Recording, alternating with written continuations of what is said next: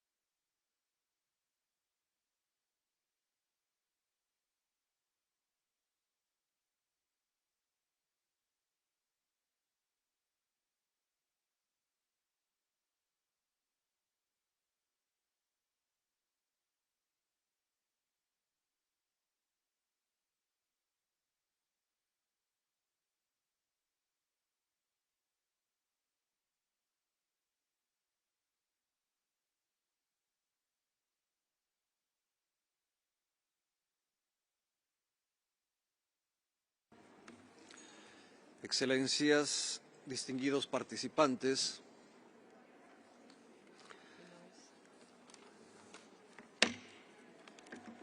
ahora procederemos a la presentación de las actualizaciones orales del Alto Comisionado sobre la República Popular Democrática de Corea y sobre la República Bolivariana de Venezuela. Solicito, por favor, guardar silencio mientras se desarrolla la sesión.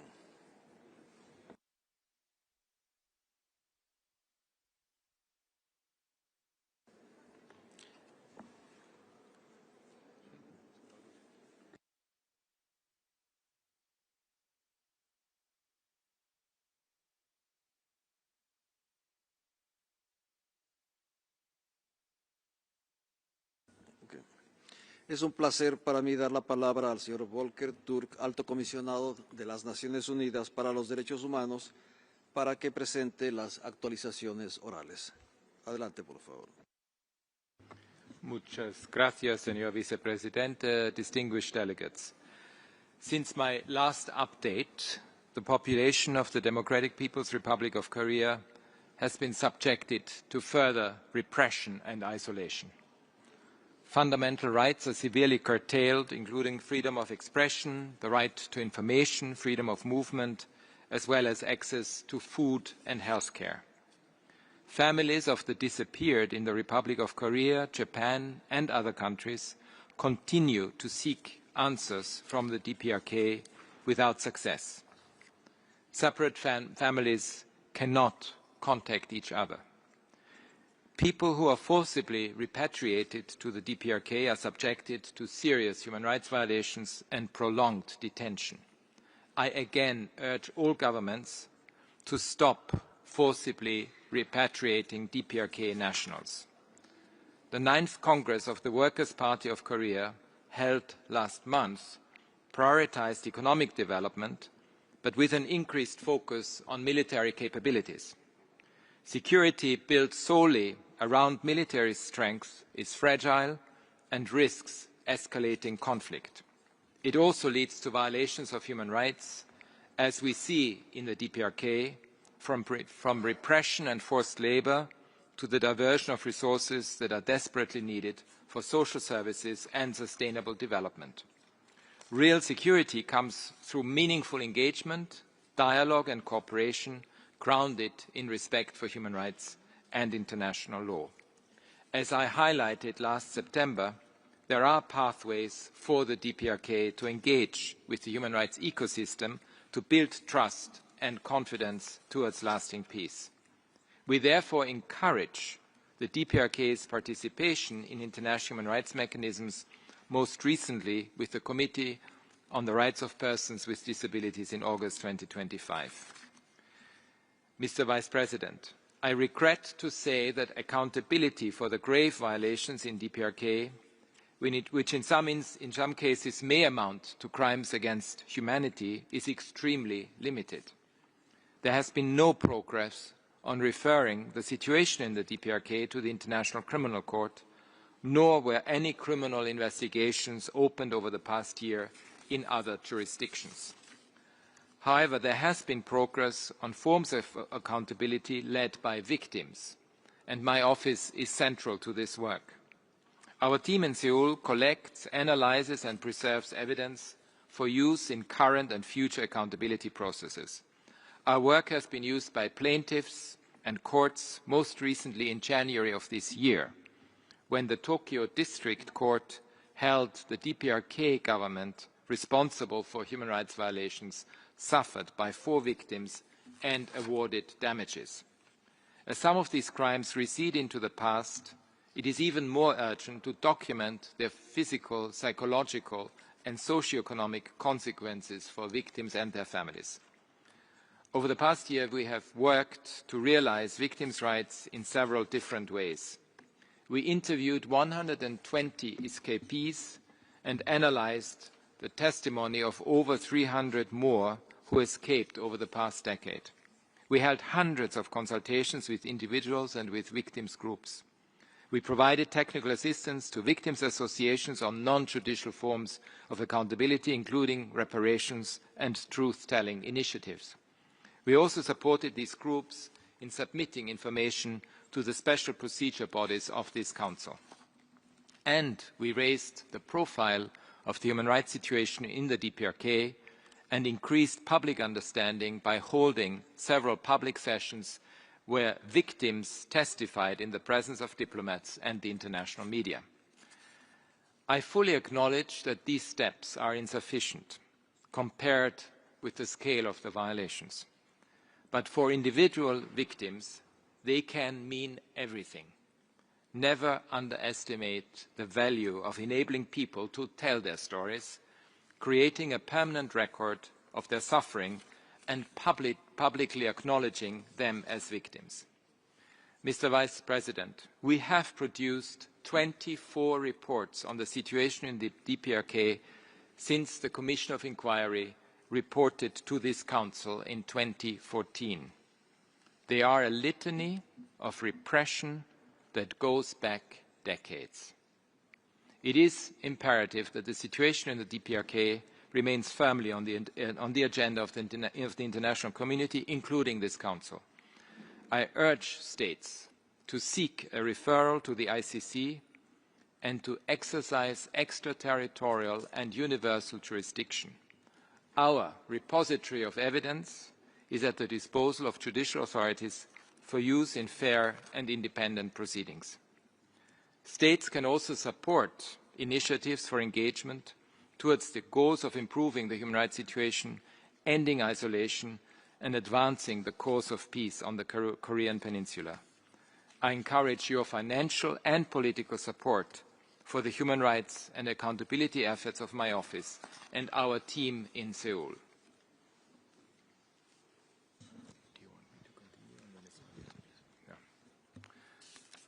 Mr. Vice President, distinguished delegates, now I'm providing my update on Venezuela. And since my last update to this Council, the situation in Venezuela has been dominated by the US military intervention on the 3rd of January and its aftermath. In response to that intervention, the Venezuelan authorities declared a state of emergency. The security forces and armed civilian groups reportedly used this as the basis for intrusive measures, contributing to a climate of fear among the population. I urge the authorities to reassess the decree to ensure its necessity and proportionality. At the same time, the Venezuelan authorities have moved to correct some of the wrongs of the past. A new amnesty law was adopted on 19th of February, but I regret that it was drafted without adequate consultation across society. According to the authorities, some 7,700 people have been released unconditionally under the law. My office has requested the official list of those released, as well as unfettered access to several detention centres, but so far without success. I urge greater transparency regarding the release of detainees. We have confirmed that since my last update, some 950 people who were arbitrarily detained have been released, some under strict conditions, including human rights defenders, political figures, journalists and trade unionists. Prominent figures among those released include Javier Tarazona, Eduardo Torres, Kennedy Tejeda, Carlos Julio Rojas and Rocío San Miguel. While I share the relief of those who have been freed and their loved ones, they should never have been detained in the first place. I hope this practice ceases forever and that the authorities adopt measures to uphold freedom of opinion, including the defense of human rights. Some 60 prisoners have been able to receive visits from their relatives or communicate with them, whereas previously there had been no information on their whereabouts. Mr. Vice President, throughout this period, structural and systemic human rights concerns have persisted. My office has received information about the continued torture and mistreatment of detainees, including in the Rodeo 1 and Fuerte Huacaipuro centers, which is deeply concerning. Many Venezuelans are still arbitrarily detained, including people with disabilities and critical health conditions, older people, and at least one child. Civic space remains restricted. Years of repression mean that people fear speaking out. The NGO oversight law still hinders civil society's ability to work safely and freely and needs to be repealed. I hope that the announced review of the constitutional law against hatred will mean that it is no longer used to suppress dissent. Mr. Vice President, Venezuelans continue to face significant challenges in accessing healthcare, water and sanitation services and food. People in the country are protesting against low salaries, which are insufficient to meet their basic needs. Accordingly, I urge the authorities to ensure full respect for freedom of peaceful assembly. Indigenous peoples still face severe restrictions in accessing their right to health, which contributes to high mortality rates. There has been no progress on the self-demarcation of their territories. Insto a las autoridades a garantizar que todas las reformas económicas y las inversiones, incluidas las que se hagan en los sectores del petróleo, el gas y los minerales esenciales, respeten la soberanía de las y los venezolanos sobre sus recursos naturales. Los ingresos deben utilizarse para promover los derechos económicos, sociales y culturales de todas las y los venezolanos, así como proteger el medio ambiente. Mr. Vice President, Venezuelans are feeling a mix of hope, fear, and uncertainty. Human rights must guide the path ahead, and I would like to highlight 5 key areas for action. First, the authorities need to release all those who are still arbitrarily detained immediately and unconditionally. Second, protecting and expanding civic space. This is essential to repairing the social fabric and strengthening democratic processes. I urge the authorities to enable civil society to work freely, to guarantee their participation in public affairs, and to protect NGOs, journalists, union members, and human rights defenders against threats and attacks. Third, structural reforms to the justice and security sectors. This includes dismantling the legal frameworks and practices that have enabled oppression of political dissent. Such reforms are key to ensuring access to justice and rebuilding trust in institutions. The government also needs to disarm and disband armed civilian groups who have intimidated and exercised control over people. Fourth, ensuring and expanding access to healthcare, food, work, and basic services. I urge the authorities to guarantee adequate salaries, pensions, and other social security measures to cover basic needs, and to renew their commitment to labor rights. They also need to demonstrate greater transparency with official statistics on the labor market, food security, and access to health and education.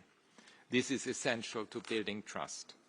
Finally, Venezuelans need to come together and agree on a comprehensive transitional justice strategy. Venezuelan society remains deeply polarized. Healing those divisions requires accountability for all the serious human rights violations committed over the past decades. This in turn requires that all evidence is preserved, even if detention facilities are closed down. Other important steps include institutional reform, reparations, establishing the truth, and guarantees that serious human rights violations are not repeated. These human rights-based confidence-building measures would pave the way for the safe and dignified return of the millions of Venezuelans outside the country. I also urge the authorities to cooperate with all human rights and accountability mechanisms, including the independent international fact-finding mission on Venezuela established by this Council. And I encourage the authorities to reverse their decision to leave the International Criminal Court. I have engaged with the Venezuelan authorities at the highest level, sharing my observations and my office's willingness to support this period. I welcome the decision of the authorities on the 3rd of March to grant visas to my staff. We will need a sustained presence to implement my office's full mandate in support of human rights in the country. At this critical juncture, the country's future must be decided by its people alone. The authorities, the opposition within and outside Venezuela, and all those with political responsibilities need to unite around human rights and put the people of their country first. Thank you.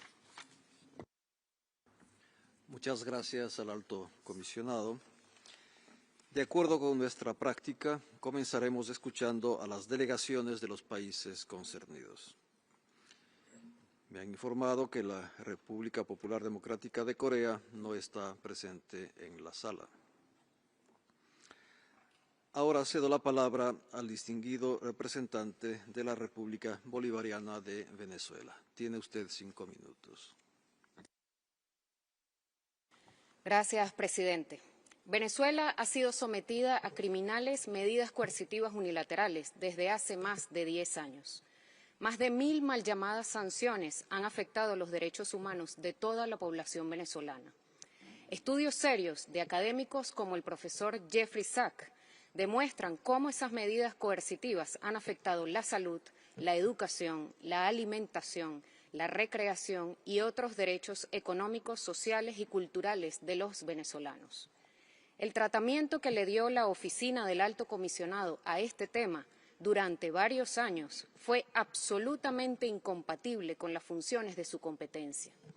No fue sino hasta que ya era inexcusable no pronunciarse sobre el impacto negativo de estas medidas coercitivas sobre los derechos humanos en Venezuela, es decir, después de la pérdida de miles de vidas, después de pérdidas millonarias, después de una grave afectación a toda la economía nacional que provocó una migración sin precedentes en Venezuela, que la Oficina del Alto Comisionado empezó tímidamente a pronunciarse sobre esta catástrofe.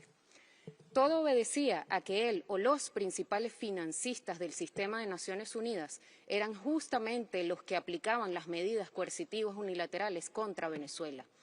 No era presupuestariamente conveniente cuestionarlas de manera pública, pues ocurriría lo que precisamente hoy está ocurriendo a nivel presupuestario en el sistema de Naciones Unidas. Esta conducta es moralmente cuestionable y la realidad es que llevarán en sus espaldas el peso de la crisis humanitaria que fue inoculada a nuestro país. Con relación a la cooperación con la oficina, es evidente que Venezuela mostró siempre disposición a fortalecer esa cooperación. Sin embargo, la politización y la conducta errática de la oficina al no condenar de manera clara, de manera oportuna, las violaciones flagrantes de los derechos económicos, sociales y culturales de los venezolanos, nos colocó en una situación de cuestionamiento a su conducta. Haber pretendido utilizar el tema de los derechos humanos como un arma de guerra contra el gobierno de Venezuela, buscando un cambio de régimen político, fue un absoluto error. Y hoy está demostrando las consecuencias que esa conducta genera en la esfera geopolítica. Señor presidente, hoy nos encontramos en una etapa en la que debe hacerse una profunda reflexión y rectificación en cuanto a la necesaria observación del derecho internacional y de la Carta de las Naciones Unidas, considerando que los derechos humanos son un pilar fundamental de ella. No hacerlo conduce irremediablemente a la confrontación y a la creencia de que la Carta de las Naciones Unidas es irrelevante e innecesaria frente a la fuerza y al poder económico y militar. La Oficina del Alto Comisionado debe reflexionar profundamente sobre estos asuntos. La presidenta encargada de Venezuela, Delcy Rodríguez, ha tomado decisiones fundamentales con base en los lineamientos del presidente Nicolás Maduro para buscar espacios de encuentro y reconciliación entre los venezolanos. La ley de amnistía y otras decisiones abonan el terreno en ese sentido, no como un símbolo de debilidad o de claudicación a los principios fundamentales de la revolución bolivariana, sino como un deber moral, espiritual, político y social en favor de la paz, de la unidad y de la preservación de lo afirmativo venezolano. La cultura, el derecho internacional, el Estado, la nacionalidad, la soberanía sobre los recursos naturales y la historia de las naciones están bajo ataque. Y en esas circunstancias debemos elevarnos al más alto sentido del deber, con base en el ideario de nuestros libertadores, en favor de la existencia política de la nación y la unidad entre los pueblos. Señor presidente, nos encontramos en un proceso de negociación con la Oficina del Alto Comisionado, a fin de que esa instancia pueda contribuir de manera significativa al fortalecimiento de los derechos humanos, no solo en Venezuela, sino en el mundo. Creemos que esto también es una oportunidad para la Oficina del Alto Comisionado en el sentido de rectificar la conducta observada hasta ahora y que esperamos con mucha expectativa que pueda cambiar en favor de la gente, en favor de los derechos humanos y en favor de la Carta de las Naciones Unidas. Muchas gracias. Muchas gracias a la República Bolivariana de Venezuela.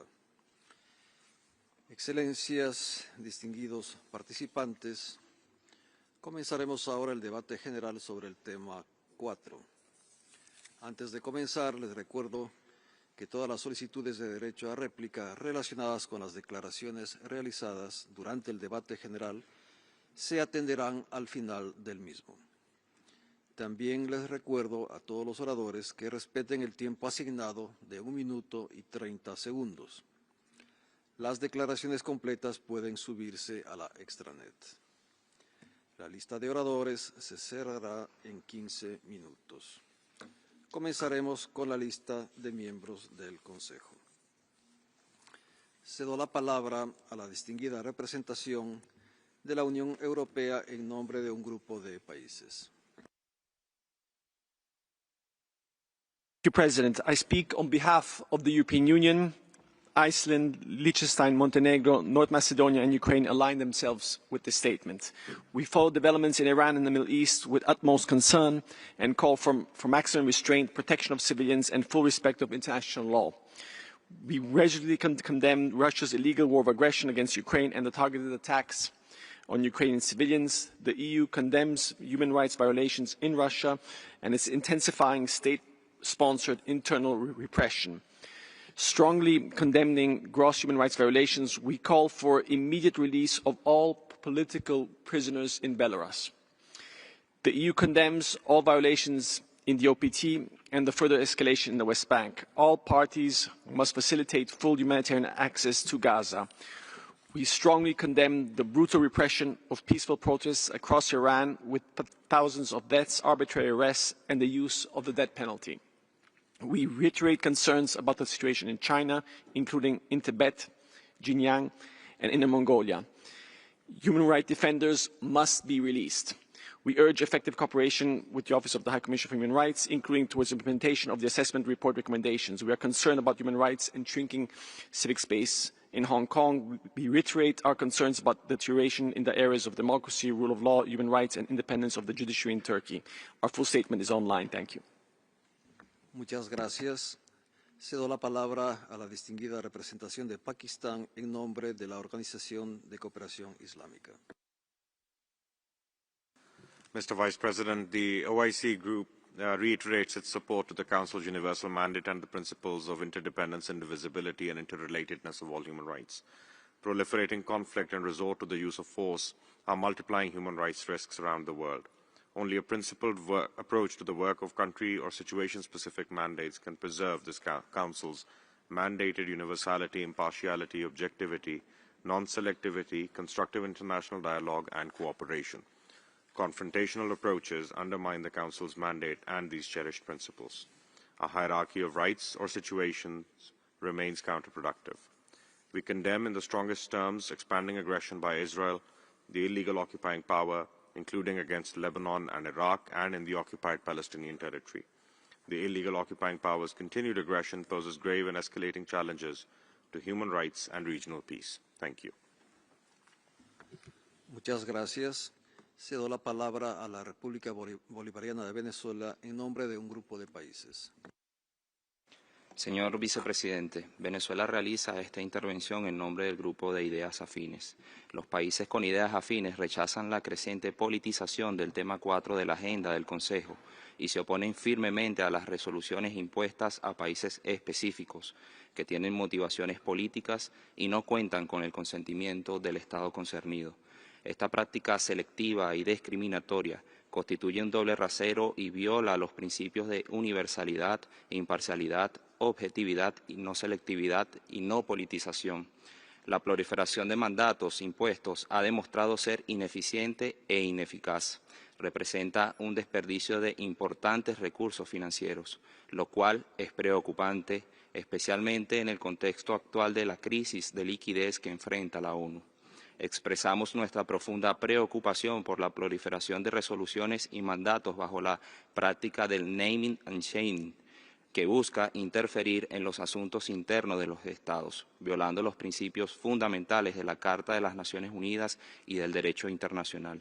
Finalmente, hacemos un llamado al Consejo de Derechos Humanos y la Oficina del Alto Comisionado a promover un diálogo respetuoso y constructivo y una cooperación genuina con todos los gobiernos, de acuerdo con sus prioridades y realidades nacionales, fortaleciendo el mecanismo de examen periódico universal, evitando cualquier práctica de politización, selectividad y dobles estándares que comprometan la labor de la Oficina y del Consejo. Muchas gracias. Muchas gracias. Cedo la palabra a la distinguida representación de Arabia Saudita en nombre del Grupo de Países Árabes. سيدنا نائب الرئيس، تعرف المجموعة العربية عن إدانتها الشديدة للاعتداءات الإيرانية التي استهدفت كل من الأردن والإمارات والبحرين والسعودية وعمان وقطر والكويت والعراق، وتؤكد أن هذه الهجمات تمثل اعتداءات غير قانونية وتشكل انتهاكا لسيادة هذه الدول وسلامة أراضيها وتقويضا للأمن والاستقرار في المنطقة. وترحب المجموعة باعتماد قرار مجلس الأمن رقم 2817 والذي يدين فيه الهجمات الشنيعة التي شنتها إيران على أراضي دول عربية، ويقرر أن هذه الأعمال تشكل خرقا للقانون الدولي وميثاق الأمم المتحدة وتهديدا خطيرا للسلام والأمن الدوليين، ويطالب بالوقف الفوري لهذه الاعتداءات. كما تدين المجموعة هذه الهجمات الإيرانية والغير قانونية للأعيان المدنية والبنى التحتية بما في ذلك المطارات والموانئ ومنشآت الطاقة والمناطق السكنية والمقرات الدبلوماسية، الأمر الذي عرض المدنيين للخطر وأسفر عن خسائر بشرية وأضرار مادية في انتهاك لقواعد القانون الدولي الإنساني.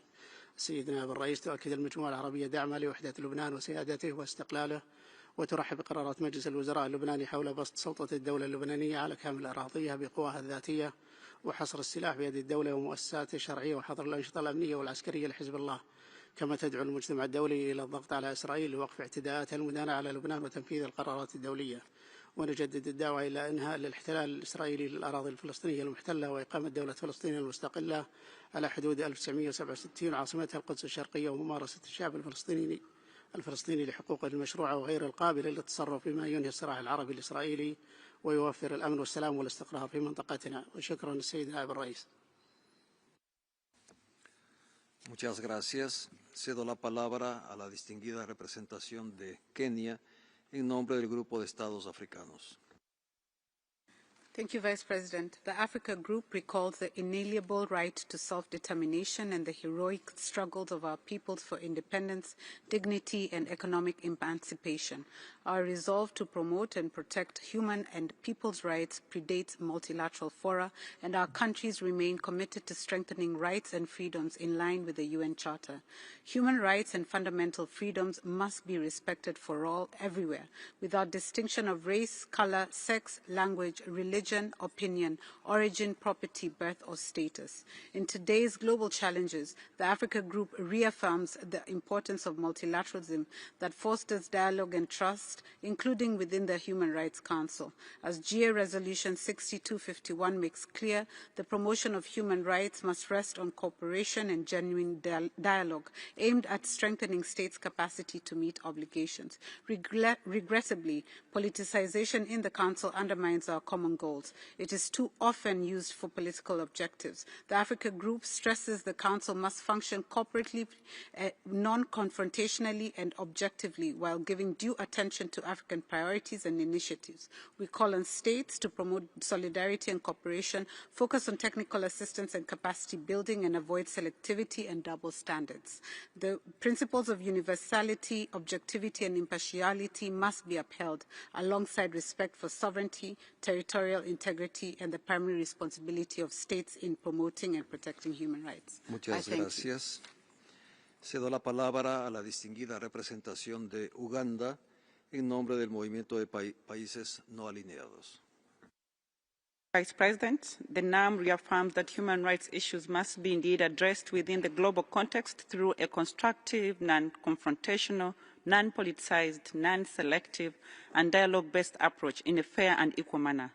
We reiterate that in addressing human rights situations, this Council needs to do so with objectivity and respect for national sovereignty and territorial integrity.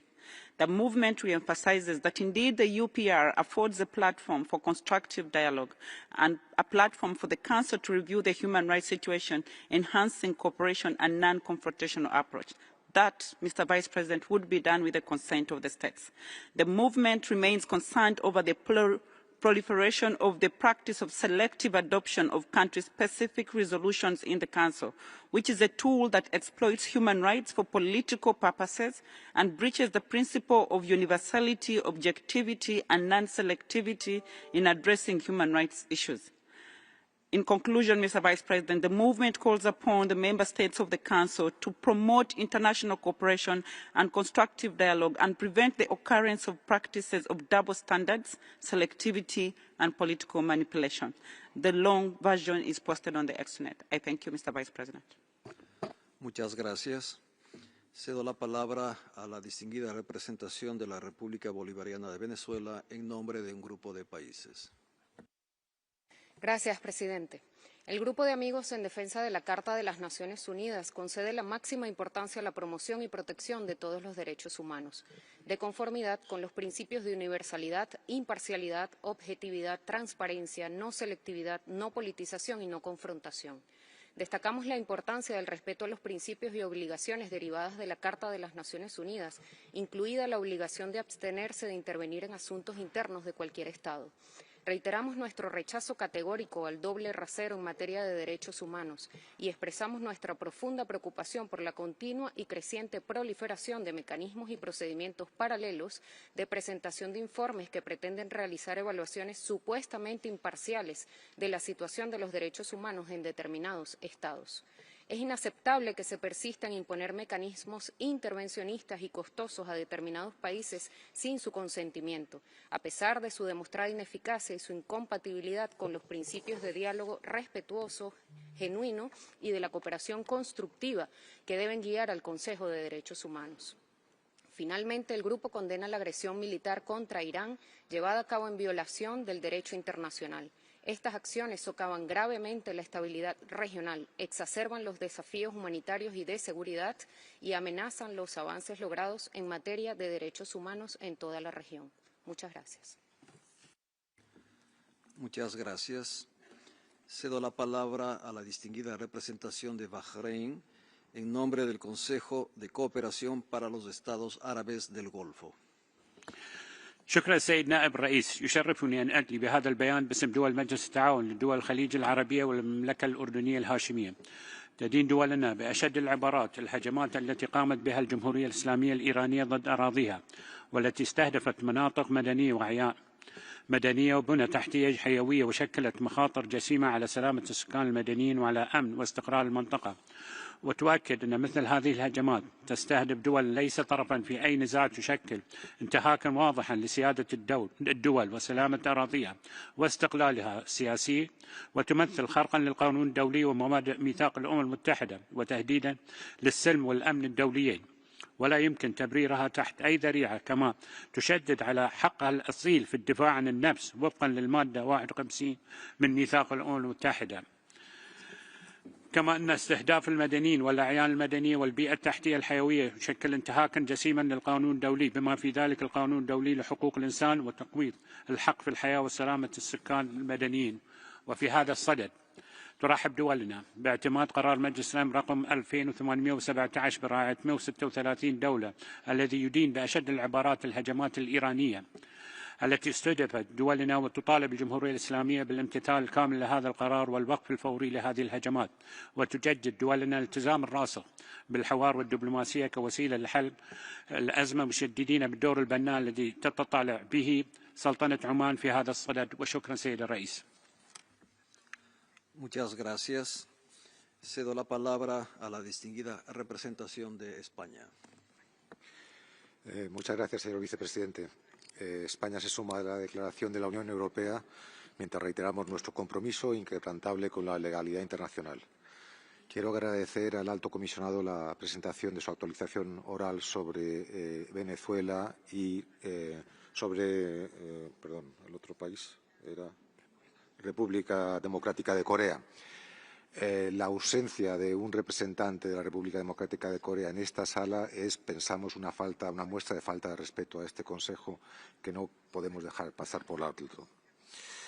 Todos sabemos que en los 90 segundos que se nos concede es imposible hacer un repaso a todas las situaciones de derechos humanos que requieren la atención del Consejo. Por tanto, nuestra declaración completa está en la extranet.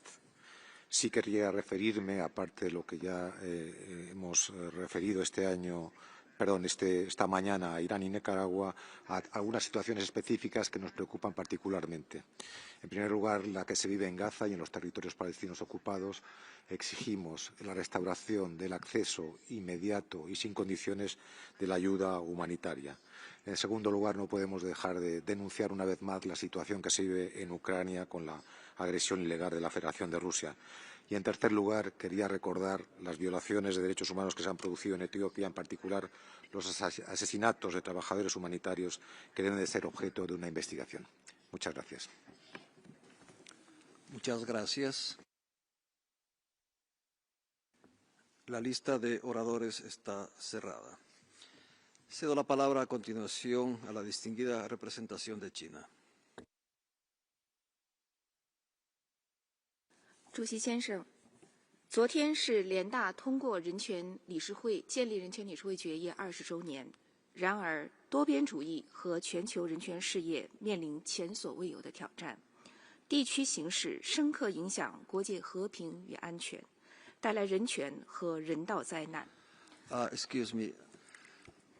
It seems there is no interpretation, so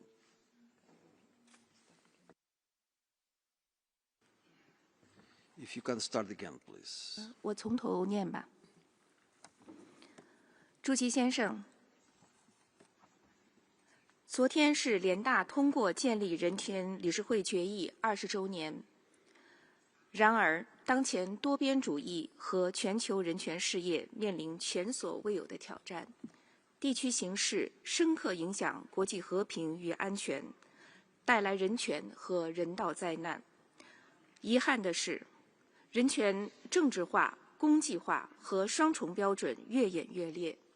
人权理事会13个国别机制全部针对发展中国家，耗费数千万美元，真正需要关注的人权问题却没有能够得到足够的重视。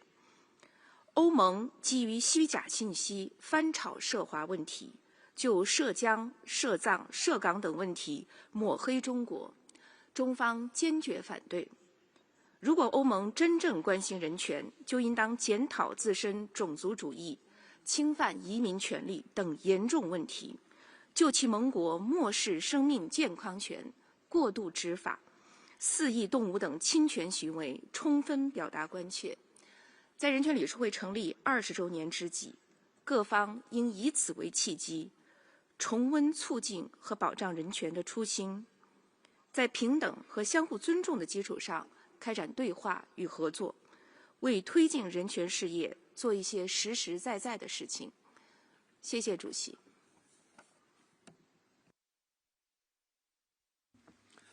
Muchas gracias. Cedo la palabra a continuación a la distinguida representación de Chipre. Thank you. Cyprus aligns itself with the EU statement.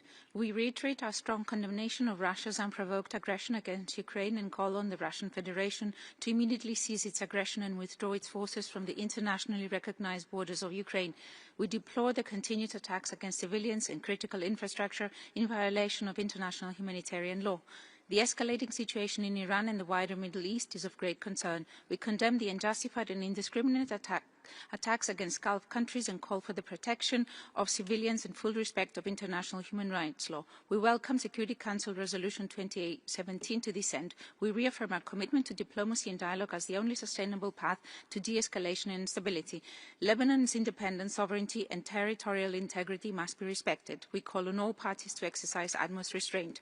In Gaza, we reiterate our support for the stabilization efforts in line with the Security Council Resolution 2803 and its full implementation, which can also create the necessary condition on a political horizon for lasting peace and security. We reaffirm the imperative of safe, unimpeded and sustained flow of humanitarian aid, including through the Cyprus Maritime Corridor. Finally, we remain seriously concerned about the deterioration of the rule of law, human rights and judicial independence in Turkey. We call on Turkey to fully implement the judgments of the ECHR and to take urgent measures to address violence against women and girls, including the alarming number of femicides. Turkey must withdraw its troops from Cyprus and commit to a peaceful settlement of the Cyprus issue in line with the relevant UN Security Council resolutions. I thank you. Muchas gracias. Cedo la palabra a la distinguida representación de la República de Corea. Thank you, Mr. Vice President. The Republic of Korea is gravely concerned about the situation in the Middle East and the risk of further spillover across the region. Attacks affecting civilian areas and infrastructure raise serious concern, particularly regarding the protection of civilians and civilian objects. We urge all parties to comply fully with their obligation under international law, and we hope that the current situation in the Middle East will be resolved swiftly. While concerned about the potential impacts of the current regional escalation on civilians in Syria, we welcome the recent in-country mission of the Independent International Commission of Inquiry and encourage Syria's continued cooperation to advance accountability. In Belarus, we acknowledge the recent release of some political prisoners as a positive step, but note with concern reports of persistent human rights violations and call for the release of all those arbitrarily detained. Regarding Venezuela, we note recent developments, including the release of individuals detained for political reasons and amnesty measures adopted by the National Assembly. While challenges remain, we encourage Venezuelan authorities to engage with international human rights mechanisms and to further advance respect for human rights. I thank you. Muchas gracias. Cedo la palabra a la distinguida representación de Kuwait. سيد نائب الرئيس، بداية يضم وفد بلادي صوته لبيانات المجموعات الإقليمية التي ينتمي إليها. تمر دولة الكويت منذ نهاية فبراير 2026 وحتى تاريخه بفترة حرجة جراء العدوان الإيراني الغير مبرر والمتخبط الذي لا يميز بين أهدافه العسكرية والمدنية ولا يميز أيضا بين جيرانه وأعدائه. وعليه فإننا نشدد على رفضنا التام له وندين محاولاته الآثمة لزعزعة الأمن والاستقرار في دولة الكويت ودول مجلس التعاون باعتباره كل لا يتجزأ. هذا وتعرب بلادي بأن هذا الهجوم انتهاك سافر لكافة حقوق الإنسان باستهداف مباشر للمدنيين أسفر عنه استشهاد طفلة لا يتعدى عمرها 11 عام وسقوط عدد من الجرحى بالإضافة إلى استهداف القوات المسلحة الكويتية وسقط جراء ذلك عدد من الشهداء والجرحى. السيد نائب الرئيس، تدعو دولة الكويت إلى وقف التصعيد لما له من تبعات كارثية على كافة الأصعدة الإنسانية والاقتصادية والبيئية وتطالب إيران بتنفيذ قرار مجلس الأمن رقم 2817 وشكرا.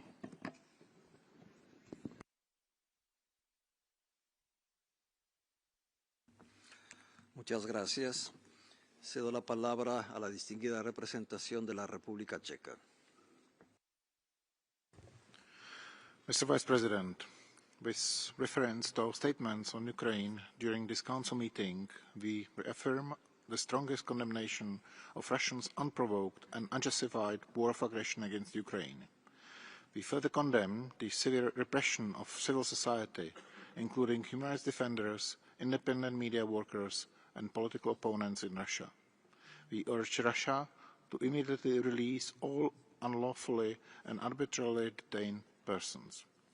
We remain concerned about the human rights violations in China, including arbitrary detention, forced labor, torture, and restrictions on cultural rights in Xinjiang and Tibet. We call on China to end discrimination against minorities and to fully cooperate with the OHCHR and the special procedures of the Council. We urge the authorities in Hong Kong to safeguard freedoms of peaceful assembly, association, and expression. We remain alarmed by systemic, widespread violations of human rights in the DPRK, including total suppression of basic freedoms, operation of political prison camps, and torture of detainees. Regarding Belarus, Iran, and other countries, we refer to our separate national statements. Thank you.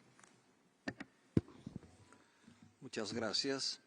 Cedo la palabra a la distinguida representación de Suiza. Monsieur le vice-président, la Suisse est profondément alarmée par l'escalade rapide et dangereuse après les attaques militaires des États-Unis et d'Israël contre l'Iran qui violent le principe de non-recours à la force et risquent la déstabilisation du Moyen-Orient. Une violation du principe de non-recours à la force existe également lorsque l'Iran dépasse les limites du droit à la légitime défense, ce qui est le cas pour une partie de ses ripostes. La Suisse appelle tous les acteurs à la retenue maximale et au plein respect du droit international.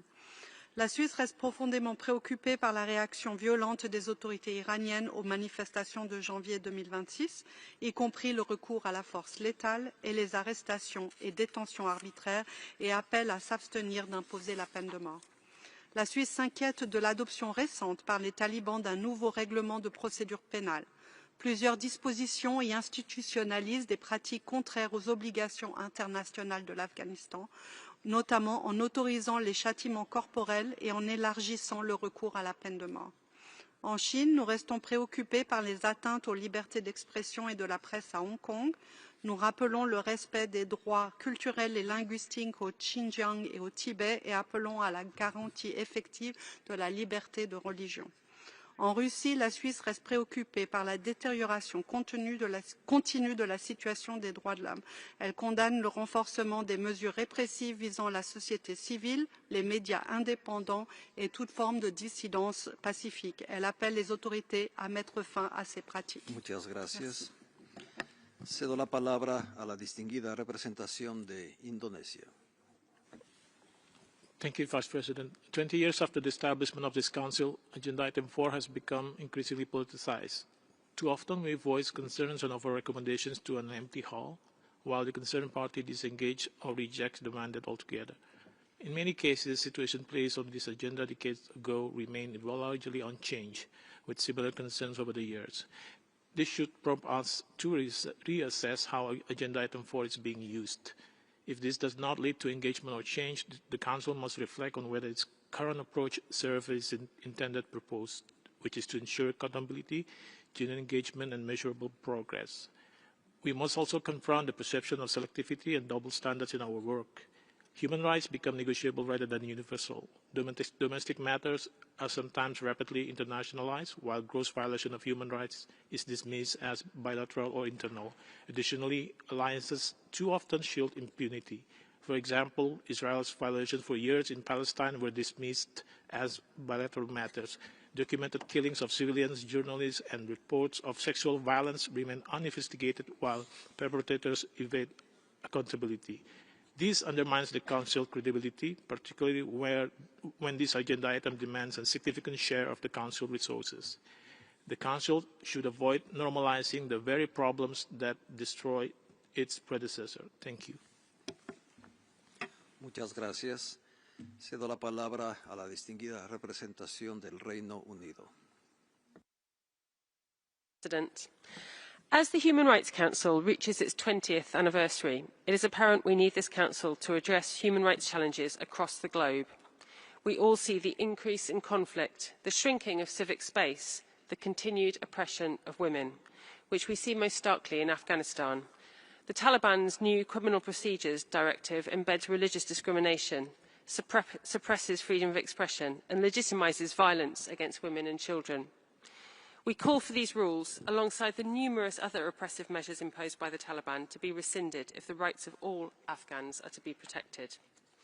On Sudan, the horrendous findings in the Fact Findings Mission report on El Fasher are truly shocking. Ethnic targeting of civilians, mass rapes, communities starved and aid deliberately blocked. These crimes cannot be ignored. We must act to protect civilians, open humanitarian corridors and ensure justice for those orchestrating this brutality. We remain unwavering in our support for Hong Kong. We call for the Beijing-imposed national security law to be repealed and for an end to the prosecution of all individuals charged under it, including Jimmy Lai. We also remain deeply concerned about religious and cultural restrictions in Tibet and Xinjiang. Thank you. Muchas gracias. Cedo la palabra a la distinguida representación del Japón. Thank you, Mr. Vice President. The peace and stability of the Middle East is of utmost importance to Japan. As a country that respects fundamental values and principles, including human rights and the rule of law, Japan will continue to make all necessary diplomatic efforts in coordination with the international community to bring about an early settlement of the situation. Regarding Russia's aggression against Ukraine, we have witnessed a number of serious human rights violations, including abduction of children. We urge Russia to repatriate abducted children to reunite them with their loved ones immediately. Japan is seriously concerned about the human rights situation in China. Freedom, respect for fundamental human rights, and the rule of law must be ensured in China, including Hong Kong and Xinjiang. We strongly urge China to take further constructive and concrete actions. The abductions issued by North Korea relates to the sanctity of human life and must be resolved without delay, given the aging of the abductees and their families. In close cooperation with the international community, including through the resolution on the situation of human rights in the DPRK, Japan continues to strongly urge Pyongyang to resolve the abductions issues immediately. Japan counts on international community's understanding and cooperation in this regard. I thank you. Muchas gracias. Cedo la palabra a la distinguida representación de Eslovenia. Thank you, Mr. Vice President. Slovenia aligns with the EU statement. Slovenia remains deeply concerned about the long-standing and systematic human rights violations in the DPRK. Reports of widespread restrictions on fundamental freedoms, as well as information regarding arbitrary detention, enforced disappearances and repression of defectors, and the existence of political prison camps, continue to demand the Council's urgent attention. Slovenia remains gravely concerned about the human rights situation in Myanmar. Violence by the military against civilians and the suppression of fundamental freedoms see no abating after recent sham elections. Organised crime also has detrimental effects on human rights. Continued reports of rising sexual and gender-based violence, recruitment of children by Myanmar military and other armed actors against civilian population are alarming. Slovenia remains deeply concerned about the ongoing and widespread repression of Belarusian citizens and civil society, including those in exile. We urge Belarus to release all individuals unlawfully detained and arbitrary political detentions and ensure the right to a fair trial. We further call on Belarus to cease enabling Russia's aggression against Ukraine. Finally, Slovenia continues to follow closely the developments in Venezuela and calls on the authorities to ensure full respect for human rights and fundamental freedoms, including peaceful assembly and freedom of expression. We urge the immediate release of all political opponents, human rights defenders and journalists. We also call for full cooperation with international human rights mechanisms. All allegations of human rights violations must be thoroughly investigated and those responsible held accountable. I thank you. Muchas gracias. Cedo la palabra a la distinguida representación de Etiopía. Thank you, Mr. Vice President. Ethiopia reaffirms its unwavering commitment to the promotion and protection of human rights, both nationally and globally. We underscore that the work of this Council must be guided by the principles of objectivity, non-selectivity and non-politicization. Any deviation from those principles risks undermining the credibility and effectiveness of the Council. Ethiopia acknowledges that ensuring the promotion and protection of human rights is a shared responsibility requiring genuine dialogue, cooperation, and full respect for national sovereignty. To this end, mechanisms established without the consent of the concerned state undermine trust and compromise the Council's credibility. We underscore that responses to the human rights concerns must be country-led, context-specific, and grounded in respect for national ownership. We emphasize the importance of technical assistance and capacity building in strengthening national mechanisms and advancing the implementation of universal periodic review recommendations. Ethiopia reaffirms that the value of multilateral cooperation and the importance of strengthening regional mechanisms that advance sustainable peace, development, and the protection of human rights. In conclusion, Ethiopia firmly believes that fostering genuine cooperation with states, respecting national efforts, and prioritizing dialogue-based approaches are essential to achieving lasting progress. I thank you, Mr. Vice President. Muchas gracias. Cedo la palabra a la distinguida representación de Islandia. Mr. Vice President, Iceland is deeply alarmed by the ongoing conflict in the Middle East, which has added another dimension to an already profound human rights crisis. Iceland calls for immediate de-escalation in the region, the protection of civilians, and full respect by all for international law. Palestinians continue to face appalling conditions, particularly in Gaza. Iceland reiterates its call for full, safe, and unhindered humanitarian access. We further condemn recent Israeli decisions to expand its unlawful presence in the West Bank. Iceland reiterates its strong support for the two-state solution. Iceland condemns in the strongest terms Russia's ongoing illegal war of aggression against Ukraine. Those responsible for violations of international law must be brought to justice. In Afghanistan, the institutionalized and systematic oppression of women remains deeply concerning, and Iceland supports efforts to codify these crimes in international law. Iceland reiterates its concern about the serious human rights situation in China, including in Xinjiang, Hong Kong, and Tibet. In Sudan, we are alarmed by the credible reports on war crimes and crimes against humanity bearing the hallmarks of genocide. In closing, Iceland refers to the Nordic Baltic statements under items 2 and 4. I thank you. Muchas gracias. Cedo la palabra a la distinguida representación de India. Thank you, Mr. Vice President. It has been a consistent and unwavering position that the Council must remain free from politicization and polarization. Unfortunately, that goal remains elusive.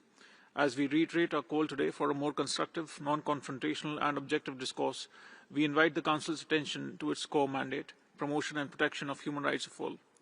We reiterate that enhancing state capacities through technical assistance and capacity building measures with the consent of the concerned states, coupled with effective implementation of accepted UPR recommendations, represents the most productive path forward. We feel that with continued proliferation of country-specific mandates, the deliberations of the Council under this agenda item have not been conducive to the realization of its intended goals. Selective focus on human rights situations in a few countries not only takes away from the valuable time of the Council, but also diverts attention from a range of critical and pressing challenges that the world continues to grapple with, such as terrorism, conflict, and lack of development. Therefore, we urge the principles of fairness, objectivity, and impartiality be reflected not only in words, but also in the Council's actions. Thank you. Muchas gracias. Cedo la palabra a la distinguida representación de Cuba. Señor Vicepresidente, desde hace 3 meses Cuba no ha podido recibir ningún suministro de combustible. La razón es el bloqueo energético impuesto por el gobierno de los Estados Unidos desde el pasado 30 de enero.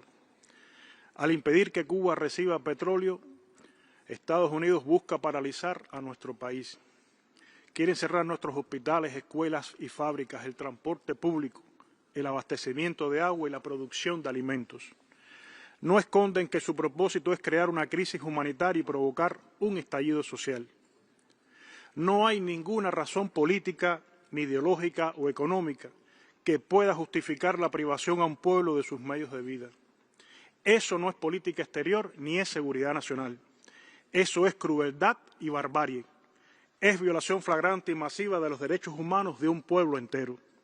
Denuncio que en Cuba hay niños, ancianos y enfermos que están muriendo antes de tiempo porque el bloqueo impide que reciban sus medicinas y tratamientos. Millones de cubanos tienen que enfrentar cortes de electricidad diarios por muchas horas. Como expresó el alto comisionado sobre el cerco contra Cuba, nada puede justificar la asfixia de una población. No se puede normalizar el sufrimiento de un pueblo entero. No se puede callar ante tanto atropello. El bloqueo es un crimen y el silencio es complicidad. Cuba no pide favores, reclama justicia. El bloqueo mata y debe cesar. Muchas gracias, señor embajador. Muchas gracias. Cedo la palabra a la distinguida representación de Estonia.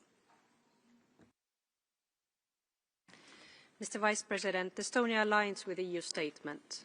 Russia's war of aggression against Ukraine continues in full force and has turned more deadly as Russia continues targeting civilians and the energy infrastructure. The forcible transfer and unlawful deportation of Ukrainian children coordinated at the highest level of the Russian government was qualified as a crime against humanity by the Commission of Inquiry. Estonia also condemns the systematic torture and executions of prisoners of war by the Russian forces and the human rights violations committed in the temporarily occupied territories of Ukraine, including coercive passportization practices. Within Russia, dissent is silenced with systemic violent crackdown on civil society and independent media. Human rights defenders, lawyers and persons belonging to minorities face unfair trials, long prison sentences and harsh reprisals. In Belarus, hundreds of NGOs are closed, free media suppressed. The release of political prisoners has been in name only as their legal status remains unchanged. In the Middle East, Estonia deplores the escalation of hostilities and that has dramatic regional and global impact. We urge Iran to refrain from destabilizing activities in the region and in Europe and cease the appalling violence against its own people. Israel has the right to self-defense, but should respect the international law, including in Gaza and in the West Bank, and to fully respect the sovereignty and territorial integrity of Lebanon. I thank you. Muchas gracias. Cedo la palabra a la distinguida representación de los Países Bajos. Thank you, Mr. Vice President. The Netherlands aligns with the EU statement. We strongly condemn the continuing Russian war of aggression against Ukraine and Russia's long list of human rights violations, including in the temporarily occupied territories. Russia must stop its aggression, stop its attacks on civilian infrastructure, and release unlawfully detained civilians, prisoners of war, and all forcibly transferred or deported persons. We are deeply concerned about the ongoing escalation and urge Iran to immediately cease this indiscriminate attacks across the wider region. We are alarmed by the renewed internet shutdown and by the widespread human rights violations that persist unabated within Iran. Third, we are deeply concerned about the humanitarian situation in Gaza and the occupied West Bank, which has deteriorated during the last escalation in the region. We call upon Israel to immediately resume unhindered and safe access to the Gaza Strip for humanitarian aid and basic services. New Israeli activities and measures aimed at increasing control over the occupied West Bank are deeply concerning as well.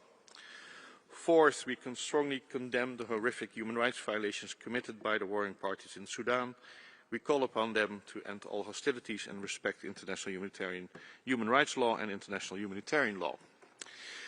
The atrocities committed by the RSF and its allies described in the recent fact-finding mission report represents a new low and reminds us why perpetrators must be held accountable.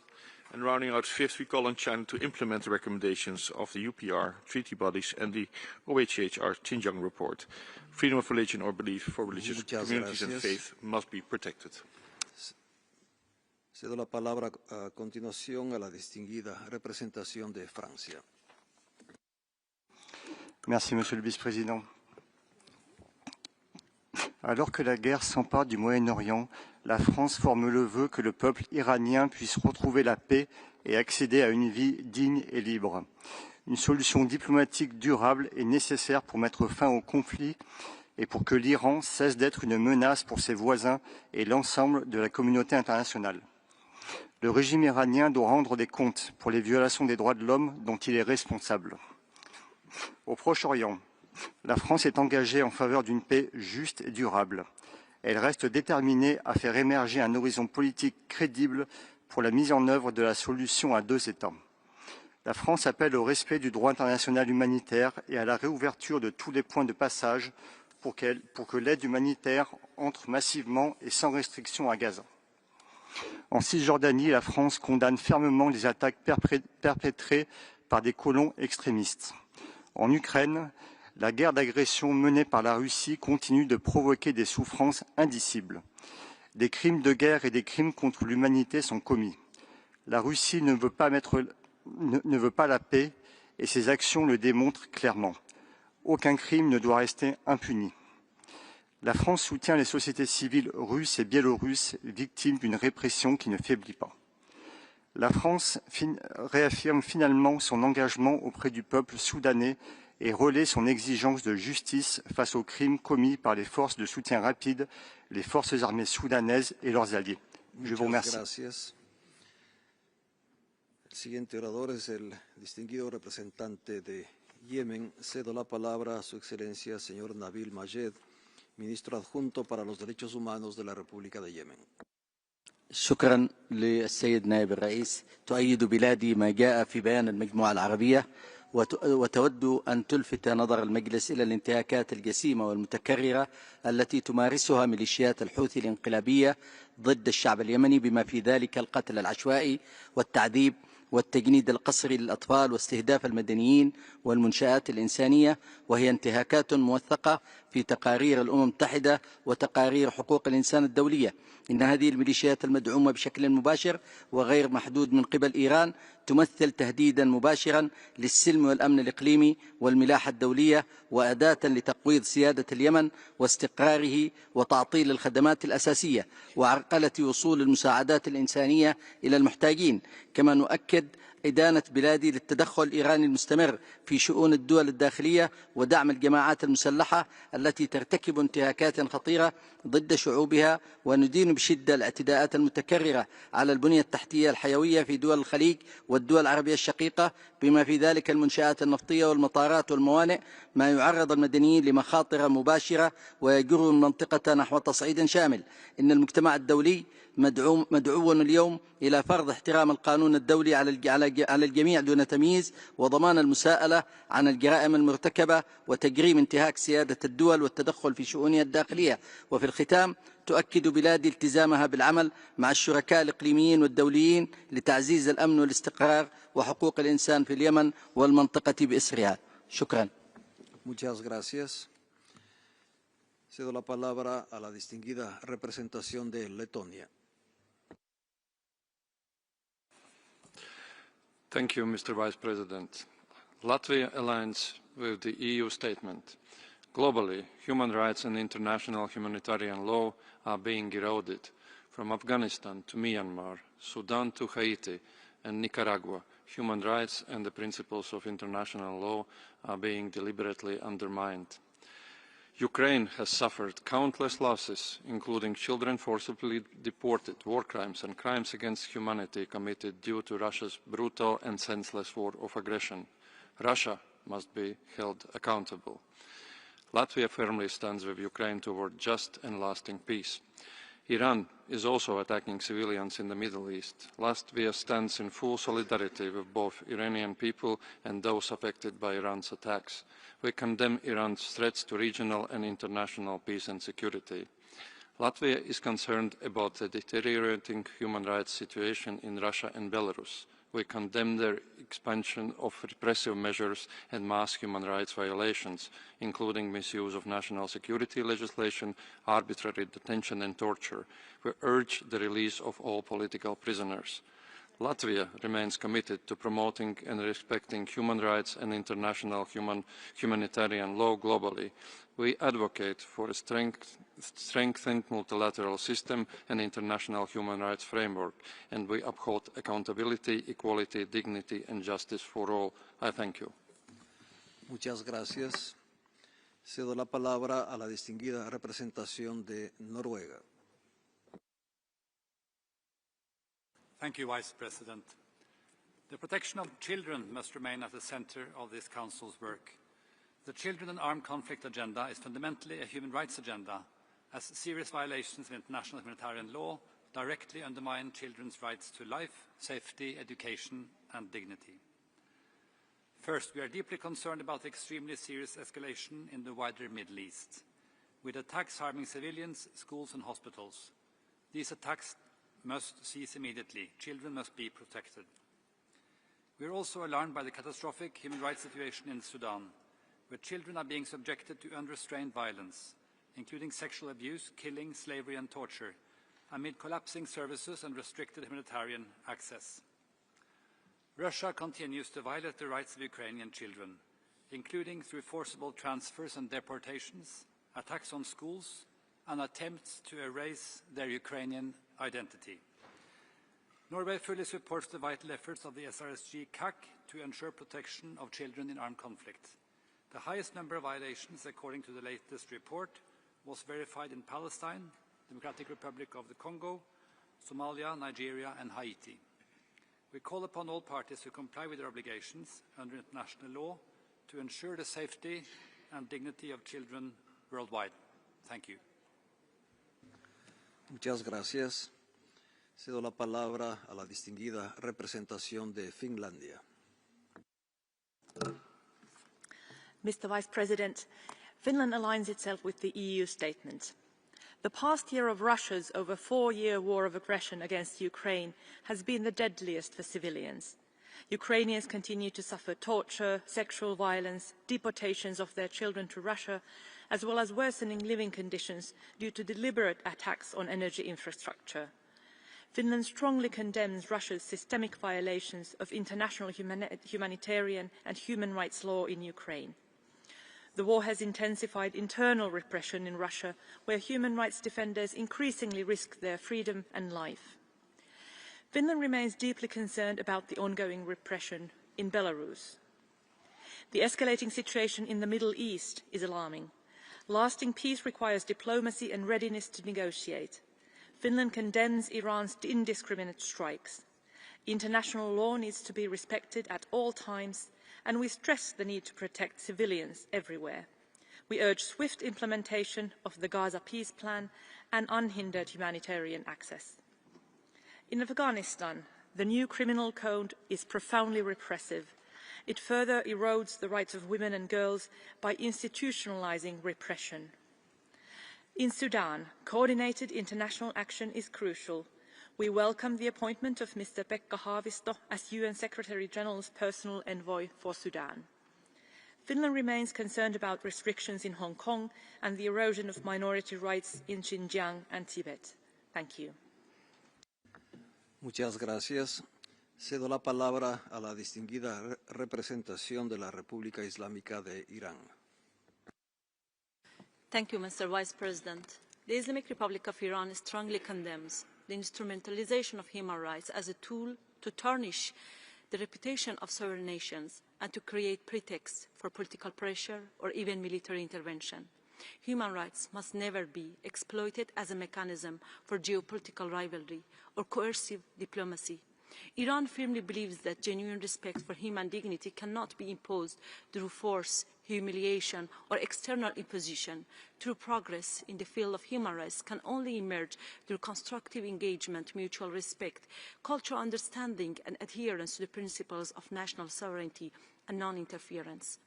Mr. Vice President, at the same time, Iran expresses its profound concern regarding the persistent politicization and selective approach of human rights discourse by certain Western countries. The credibility of the international human rights framework is seriously undermined when these principles are applied inconsistently or used as instruments of political leverage rather than as universal moral commitments. Today, during the interactive dialogue concerning the human rights situation in Iran, it was striking that Western delegations avoid condemning attacks and invasions against Iran. That is the most egregious violation of the rights of Iranian people. But where brazen This delegation were brazen to speak of nonsense issues comparing the war itself. Today, the overwhelming focus and criticism by Western delegations is on the victims rather than the aggressors and violators. Thank you. Cedo la palabra a la distinguida representación de Suecia.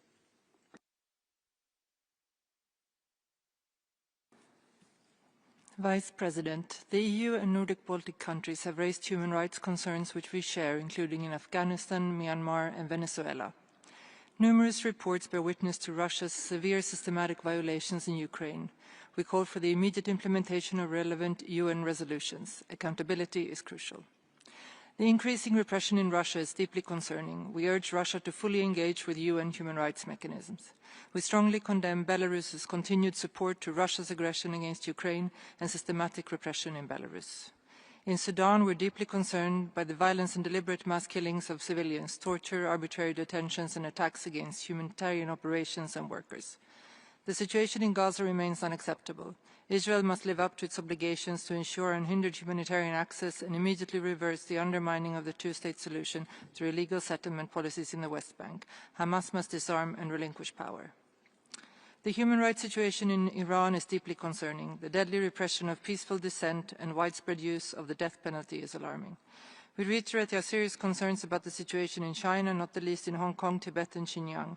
We urge China to implement the recommendations from the UPR, the OHC report on Xinjiang and special procedures. We continue to demand the release of those arbitrarily detained in several countries. I thank you. Muchas gracias. Cedo la palabra a la distinguida representación de Australia. Vice President, we are deeply concerned about mounting loss of life in the Middle East. We condemn Iran's strikes on civilians and civilian infrastructure across the region and its reported use of lethal force against protesters. Iran and Afghanistan display contempt for human rights through the persecution of women and girls, activists and minorities. In the DPRK, we have seen no progress since the 2014 Commission of Inquiry on Human Rights found systemic and widespread human rights violations. We remain gravely concerned by reports of human rights violations and abuses in Myanmar, including the military regime's ongoing attacks against civilians. In Syria, we are concerned by ongoing violence against civilians and call for the protection of all Syria's peoples, including minorities. Israel's illegal settlements severely impact the human rights of Palestinians and undermine prospects for a two-state solution. We want to see the ceasefire in Gaza maintained, civilians protected, and the unimpeded flow of aid. We remain gravely concerned by ongoing human rights violations against Uyghurs and Tibetans. We continue to call for respect for all rights and fundamental freedoms, consistent with the UN expert recommendations. We are also deeply concerned by the broad application of national security legislation in Hong Kong, including to target democracy advocates extraterritorially. Muchas gracias. Cedo la palabra a la distinguida representación de Canadá. Monsieur le Vice-président, le Canada demeure profondément préoccupé par la détérioration continue des droits de la personne. La crise au Moyen-Orient souligne l'urgence de protéger les civils. L'Iran a déjà pris des mesures sans précédent allant des meurtres illégaux, des détentions arbitraires et des actes de torture à l'encontre de sa propre population. Nous appelons toutes les parties à prioriser la protection des civils et à faire progresser une résolution diplomatique. Au Myanmar, les élections générales ont été marquées par de nombreux actes de violence, des arrestations et de l'intimidation, loin des normes internationales en matière d'élections libres et équitables. Au Bélarus, la répression persistante demeure très inquiétante. Arrestations arbitraires, torture, détention prolongée de prisonniers politiques et nouvelles arrestations se poursuivent. En plus, la Russie invoque des accusations de terrorisme et d'extrémisme pour criminaliser la liberté d'expression et toute forme de dissidence, emprisonnant des milliers de personnes dans les établissements où les abus et la torture sont largement documentés. Je vous remercie. Muchas gracias. Cedo la palabra a la distinguida representación de Belarus. Благодарю, господин заместитель председателя. Выступление западных стран в Совете вновь изобилует озабоченностями и обвинениями в связи с положением с правами человека в адрес развивающихся стран. Однако правозащитная система ООН, которая далека от объективности, указывает на серьезные и системные проблемы с правами человека практически во всех этих странах. Отсутствует прогресс в ликвидации проблем дискриминации по многим признакам. Ускоряется процесс отхода от международных обязательств в вопросах регулирования миграции и предоставления убежища. Процветает религиозная нетерпимость. Под предлогом борьбы с дезинформацией закрывается информационное пространство и подавляется, включая методами уголовного преследования, любое альтернативное мнение. Более того, геополитические амбиции элит так называемых правозащитных чемпионов несут кризисы во многие страны через односторонние принудительные меры, которые призваны разрушить экономики путем вливания огромных средств в экстремистские группировки для разжигания противостояний внутри обществ, используя для этого современные технологии. Пока в СПЧ вещи не будут называться своими именами и не восстановится равноправный и честный диалог по правам человека, рассмотрение страновых ситуаций будет только обострять конфронтацию, а не служить цели поощрения прав человека. Благодарю за внимание. Muchas gracias. Cedo la palabra a la distinguida representación de Irlanda. Vice President, Ireland aligns with the statement of the EU. Ireland is gravely concerned at the worsening of the already dire human rights situation in Iran caused by the use of brutal repression, arbitrary detention and the death penalty. Ireland reiterates its condemnation of Russia's violations of international humanitarian law and international human rights law as its war of aggression in Ukraine enters its 5th year. The human rights situation in Gaza remains dire. Israel must immediately remove restrictions on aid access, facilitate essential supplies and services and ensure the full opening of all border crossings. Ireland strongly opposes Israeli settlements in the occupied Palestinian territory, which are illegal under international law. Ireland condemns the systemic exclusion of women and girls in Afghanistan who are denied their fundamental rights to education, employment, freedom of movement and access to services. In Sudan, the 3rd anniversary of the devastating conflict is marked by serious human rights violations and abuses being perpetrated by the warring parties. Ireland is horrified by the findings of the recent report of the Independent International Fact-Finding Mission. The perpetrators of these violations must be held accountable and brought to justice. Restrictions on civic space, especially in Hong Kong, and the treatment of ethnic and religious groups in China, including Tibetans and Uyghurs, remain of grave concern. We repeat our call on China to implement recommendations from the OHCHR's Xinjiang assessment. Thank you, Vice President. Muchas gracias. Cedo la palabra a la distinguida representación de Malta. Thank you, Mr. Vice President. Malta aligns itself with the statement of the European Union. We are seriously concerned about the escalating situation in the Middle East and Gulf region.